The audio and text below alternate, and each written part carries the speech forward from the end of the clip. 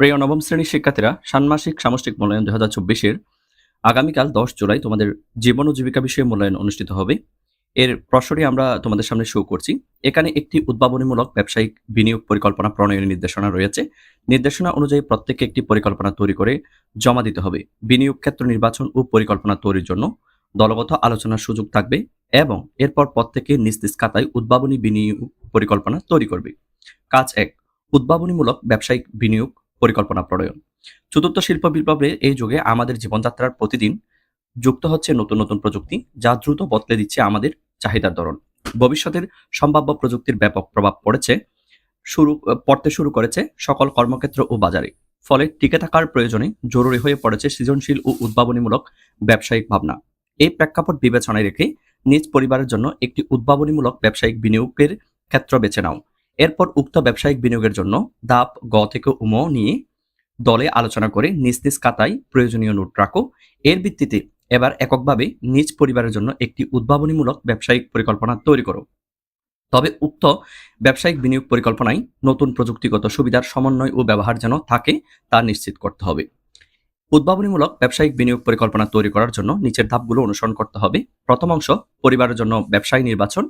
এখানে ধাপ ক হচ্ছে পারিবারিক আর্থিক পরিস্থিতি বিশ্লেষণ, অর্থাৎ প্রথমে পারিবারিক আয়ের সর্বোত্তম ব্যবহার বিবেচনা করে একটি পারিবারিক বাজেট তৈরি করতে হবে। এরপর পরিবারের আর্থিক অপচয় রোধে কি পদক্ষেপ গ্রহণ করা যেতে পারে তা উল্লেখ করতে হবে।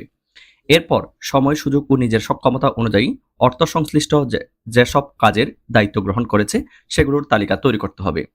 ধাপ খতে রয়েছে ব্যবসায়ের ধরন নির্বাচন। প্রথম ধাপের পারিবারিক আর্থিক পরিস্থিতি বিবেচনায় নিয়ে পরিবারের জন্য উদ্ভাবনীমূলক একটি ব্যবসায় নির্বাচন করতে হবে। সেটির মেয়াদ কেমন হবে, স্বল্প, মধ্য নাকি দীর্ঘমেয়াদী তা উল্লেখ করতে হবে। এই ব্যবসায়টি কেন বেছে নেওয়া হলো তার যৌক্তিকতা, অর্থাৎ পরিবারের চাহিদা ও সুযোগ আছে কিনা, আয় ব্যয়ের সাথে সঙ্গতিপূর্ণ কিনা, সম্ভাব্য ঝুঁকি মোকাবেলা করা যাবে কিনা ইত্যাদি উল্লেখ করতে হবে। এরপর আমরা দ্বিতীয় অংশের মধ্যে ব্যবসায়িক পরিকল্পনা দেখতে পাচ্ছি। এখানে রয়েছে ব্যবসায়ের প্রত্যাশা এবং প্রভাব নিরূপণ। এখানে বিস্তারিত রয়েছে, তোমরা একটু পড়ে নিবা। শিক্ষার্থীরা, আমাদের চ্যানেলে নতুন হয়ে থাকলে তোমরা আমাদের চ্যানেলটি সাবস্ক্রাইব করে রাখবা।